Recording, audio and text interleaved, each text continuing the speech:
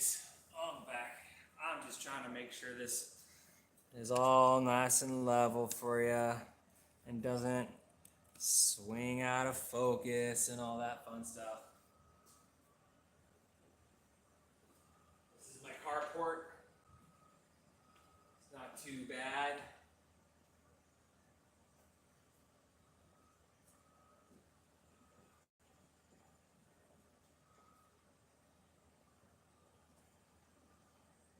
Those of you just joining the stream, get settled in. I'll be back in a few minutes, several minutes.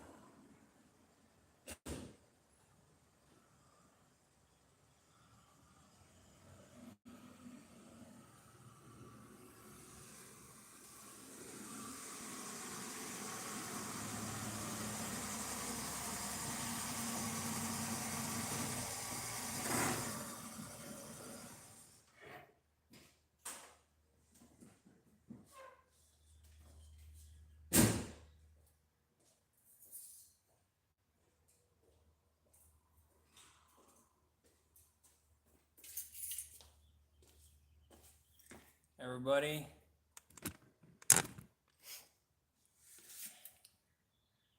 Say hi to Lydia. This is the real Lydia. We're gonna wash her today. So, if you're interested in that, hang out. We'll see how this goes. I'm getting some kind of notifications up on my viewership. I can't really see if you guys got some comments going on. I can't really see it right now. I will respond to all of your comments after I'm done with all of this. So, here we go.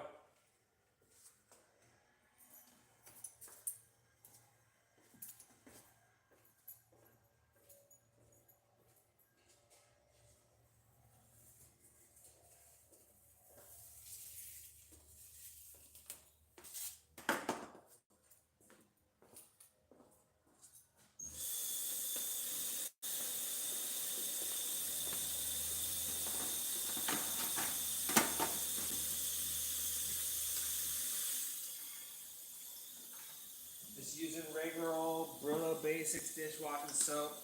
Free advertising there. Had this car for about 3 years now.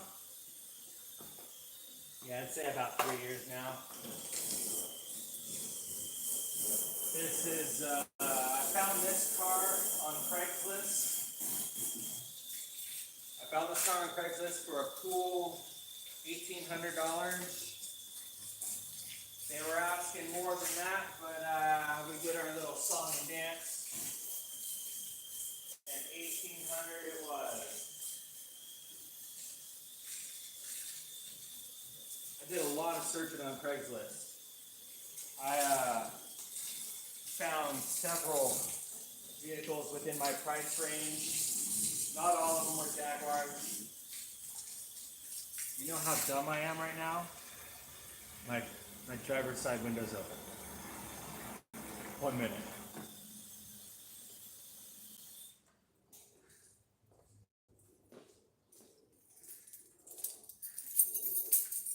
Thankfully, I don't have to get in with all these wet shoes. With this 1988 Jaguar XJ6, you just take your passenger key, you stick it in the door, and you go like you're locking the doors, hold it, and all the windows roll up. It's beautiful. I love it. Let's get better.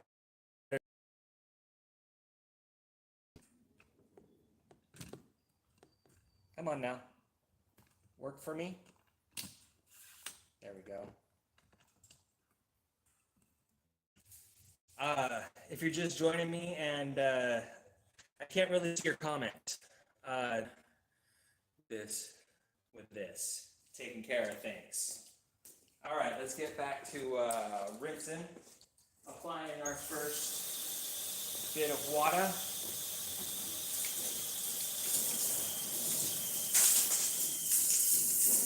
Doing my best not to get the neighbor's car all doused.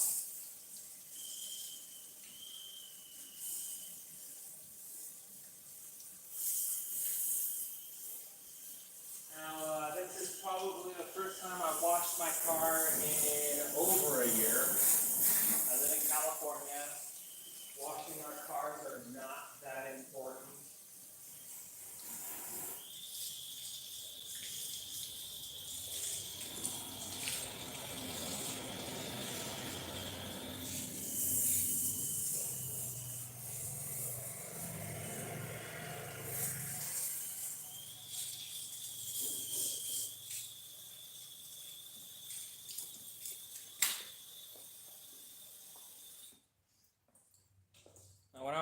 This is my second 80s series XJ6.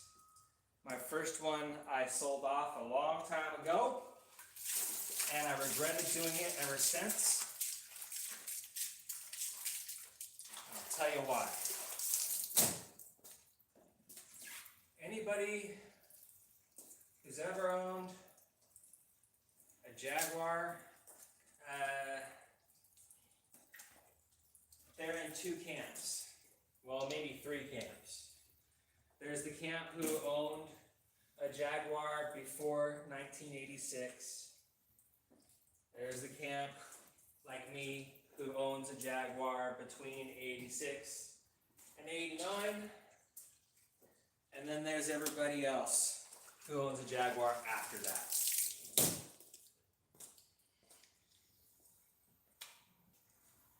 Everybody in the first camp, pre-86 Jaguar owners, the only thing they have good to say about Jaguar is how it looks. Pre-86 Jaguars were riddled with problems.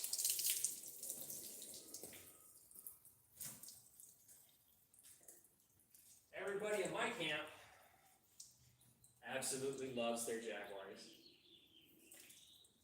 We ain't got nothing bad to say about them. Really, I haven't run into 86 to 89 owner that has anything bad to say about their cars.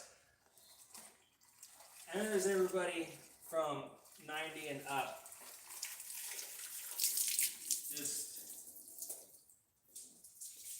And I can understand why they don't like their Jaguars. Now, I'm not too knowledgeable on all of it. I just know what was told to me down the line here and there, through the grapevine, as we used to say. And was that the 86 to 89 period of Jaguars was when they were actually intending to sell off. So in order to sell off, hold on,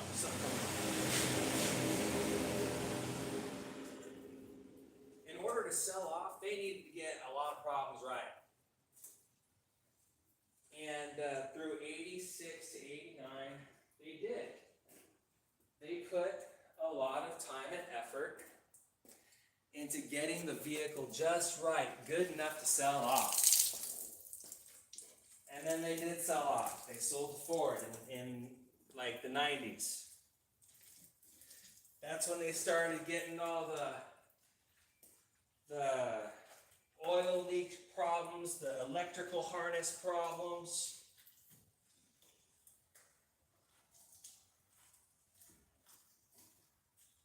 And even today, they're not owned by Ford anymore. They sold off to some other company called Tata. And then, I think sold back. I don't know.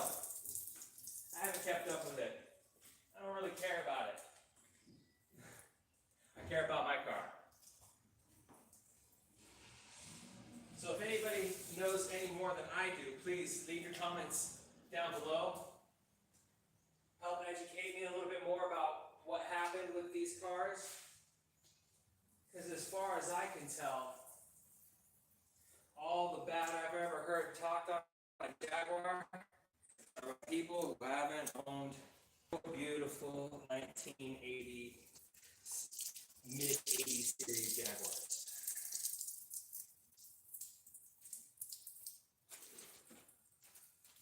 All right, let's get our rinse going.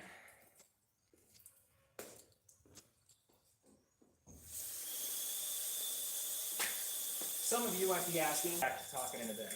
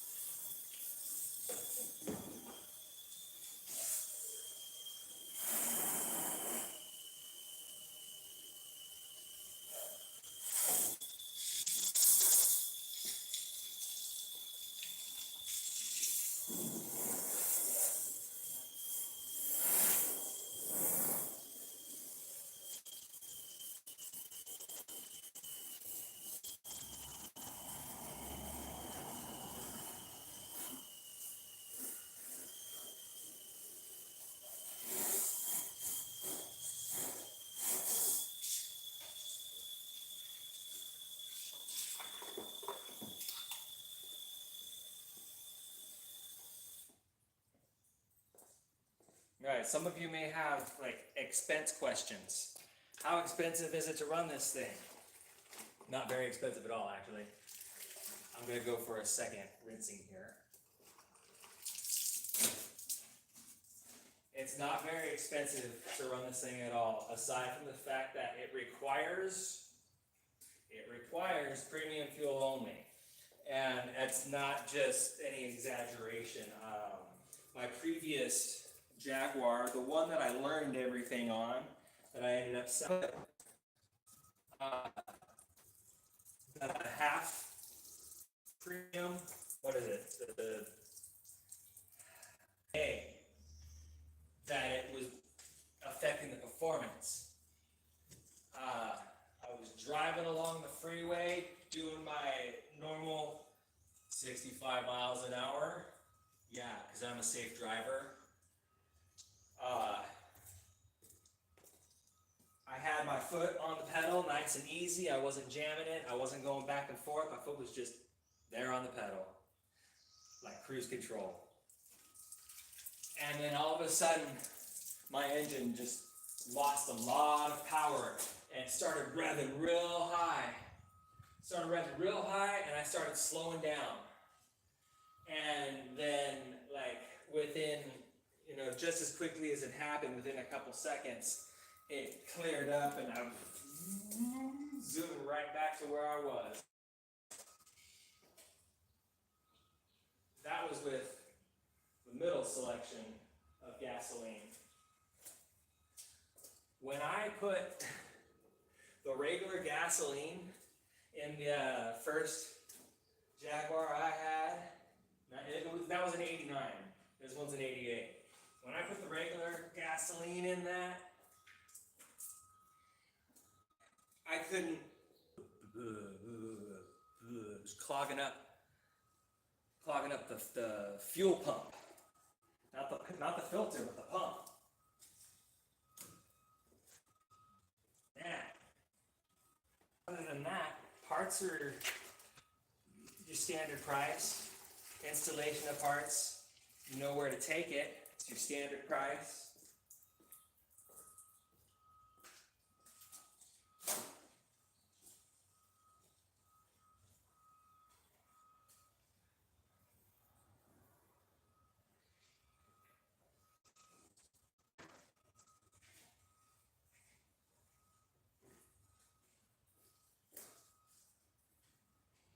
I love this thing. See, before I found out just how reliable these cars actually are, I drove beaters and clunkers. This is the type of car I've always had. It's the type of car I could always afford. I mean, like I said, I bought this for $1,800.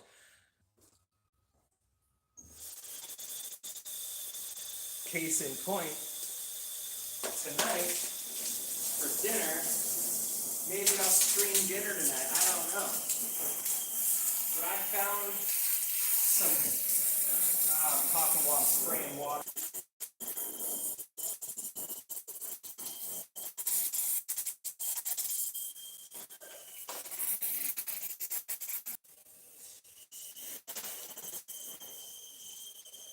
Oh, there's a Zapinator's car. I'm trying to avoid that this whole time, and I just all over the neighbor's car. Hose pinch. Keep the hose pointed away from your face at all times.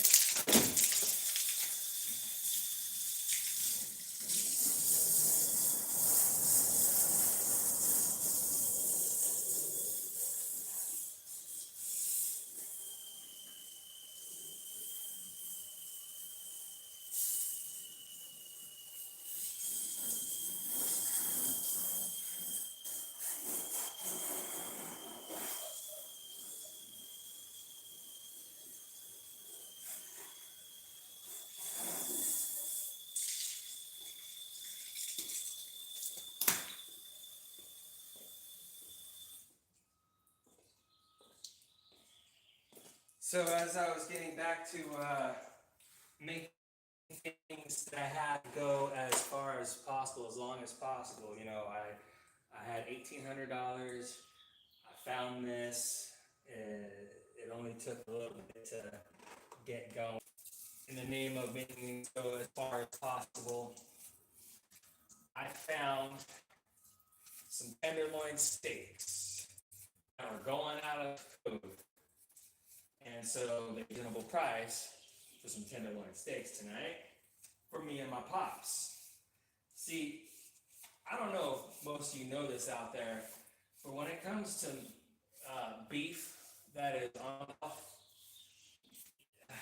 some of you longer already, so it's going out of date by like 1 or 2 days. Ain't really that bad. That everybody likes so much is it from being dead for like 6 months or longer. I really don't mind buying beef. I think this is just me personally from having worked in grocery for so get higher. So when you start waiting for everything to go on, start buying your beef on discount. It's okay if it's just about to go out of code. It'll last a couple more days. That just kind of looks really like disappetizing. You're still going to be okay. The color you need to look out for is like gray, and it's got like a greenish tint to it. If it's got that gray greenish tint to it, stay away from it. Preservation and stuff like that, make it a little more appetizing, appealing for you to buy. It's just drained out, and that's okay.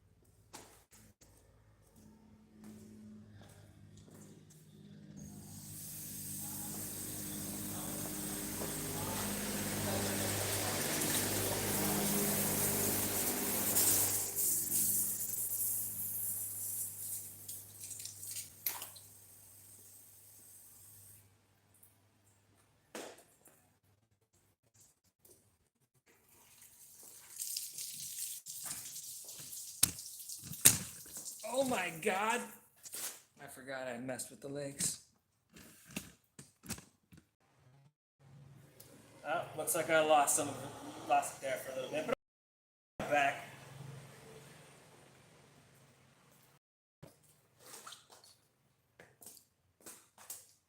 This is the part I hate because my back and this knee right here. See, I destroyed this knee. It's over 20 years ago, just out of high school. I was at a party and somebody grabbed me from behind at this party, not angrily, so I don't know, they were just trying to get my attention or something. And they spun me around really quick, and my foot stayed planted to the ground. And so while my foot was aimed in one direction, my body aimed the other direction, and to make sure that could happen, my knee decided to take a night off. And so did my ACL. My ACL said, "Hey, knee, wait for me." And my meniscus cartilage was like that little straggler going, "Come on, guys, wait up."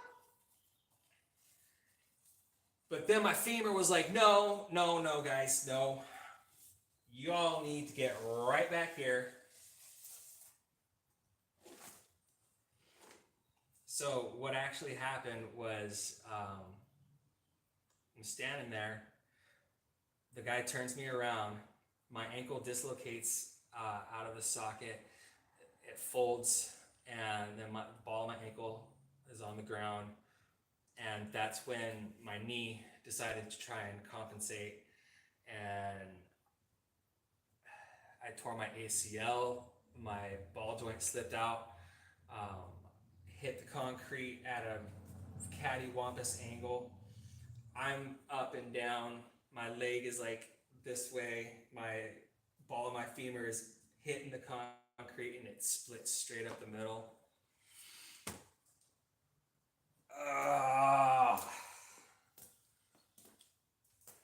I was out of action for a long time because of that.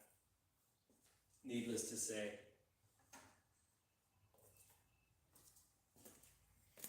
So bending down to get these tires ain't my favorite thing to do. Needless to say.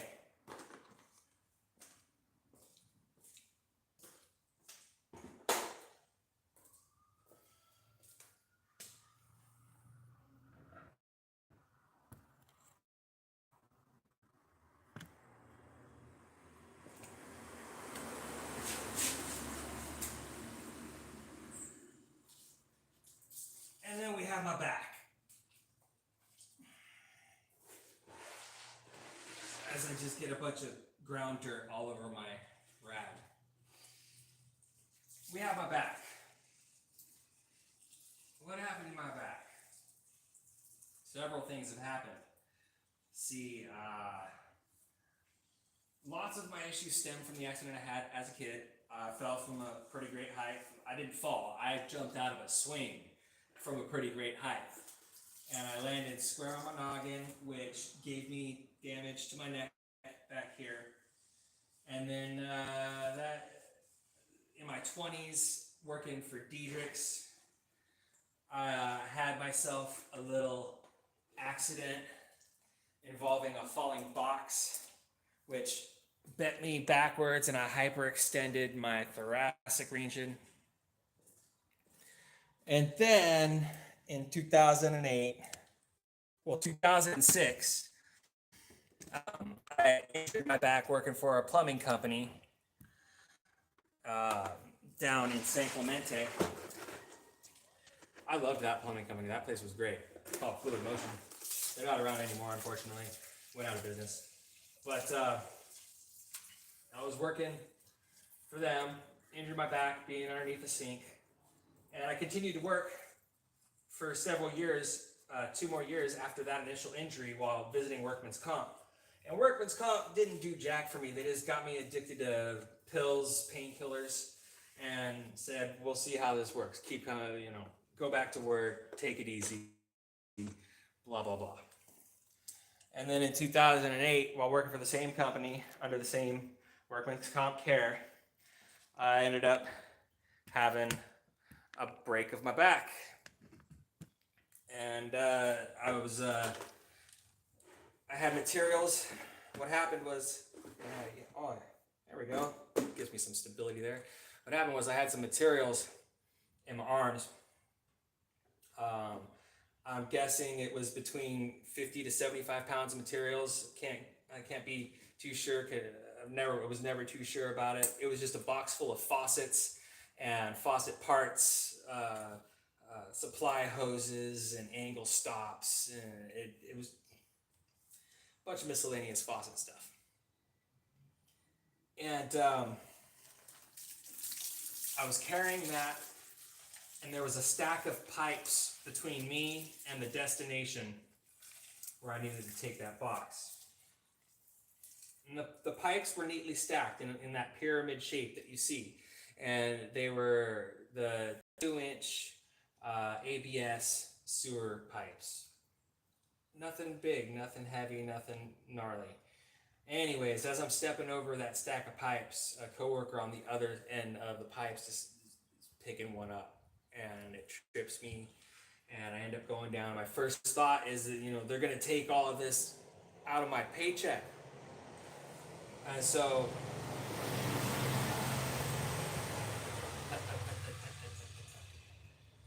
my first thought is they're going to take all of this out of my paycheck. So I try to save the materials as I'm going down.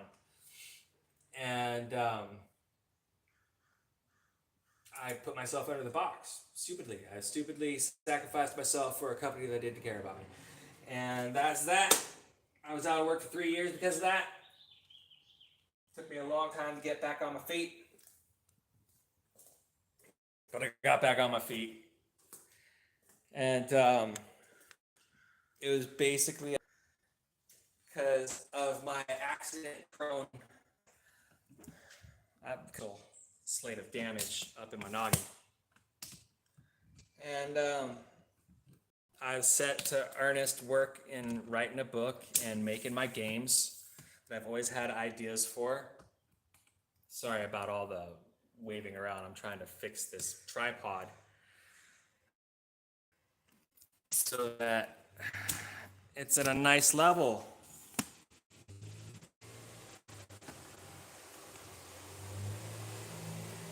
Kicking hoses out of the way.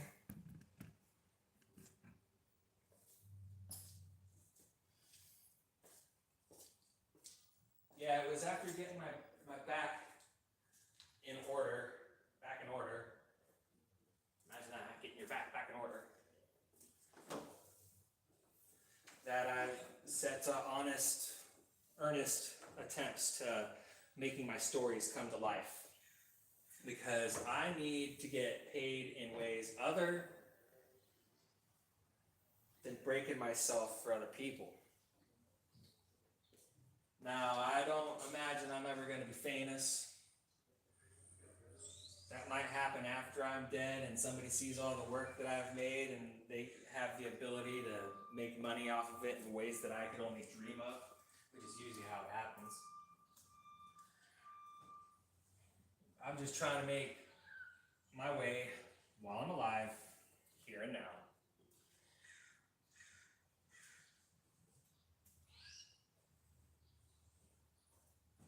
Working the day job,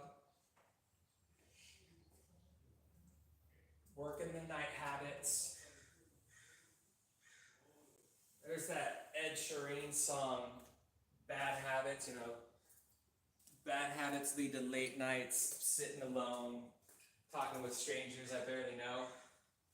Well, I changed my late night bad habits. It took a long, hard road to get there, to change my late night bad habits. But night by night, there was less and less partying and more writing. There was less and less real drama and more fictional created drama, which I could actually handle a lot better. Because, I'm the master of that drama. I could just erase something and start over. I don't know. Oh man, here I am driving my car and I didn't even rinse off my tires. I'll get to rinsing off my tires in a little bit.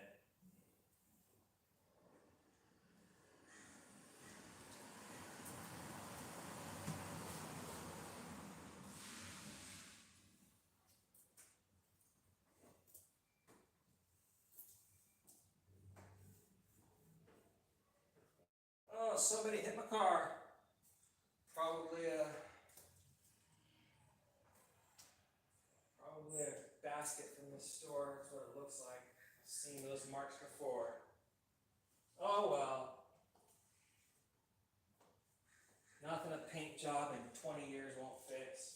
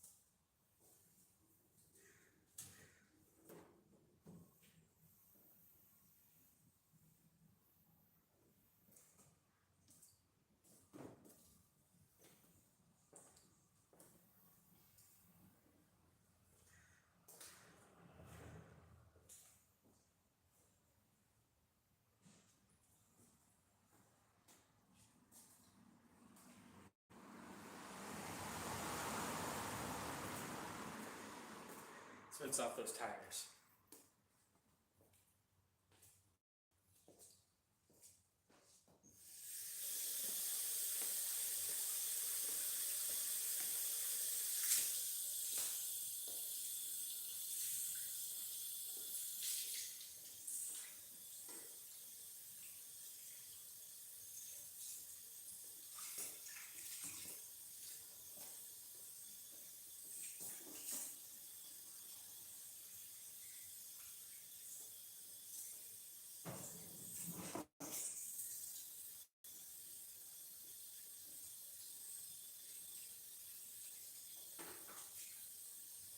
There we go.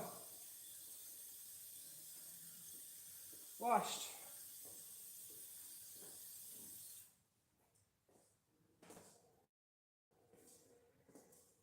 Yeah, fantastic. Stay tuned. I'm going to pull it out in the sun. We'll see how she looks out there.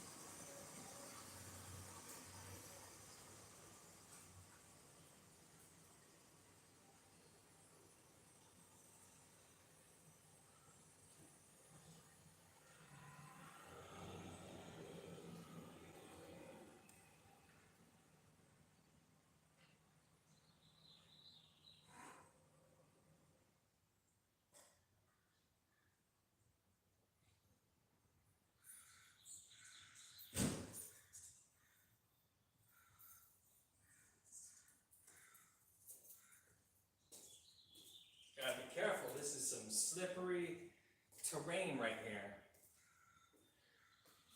Let's go see what it looks like out in the sun. I really appreciate you hanging out with me, washing my car, taking care of things, chatting, rambling.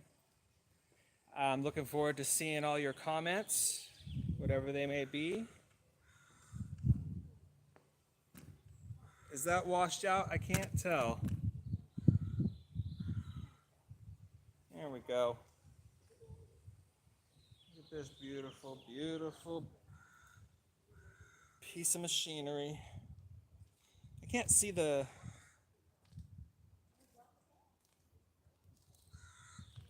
I can't see it. It's too bright out here for me for my eyes to adjust to see it. So I hope you guys are able to see the car.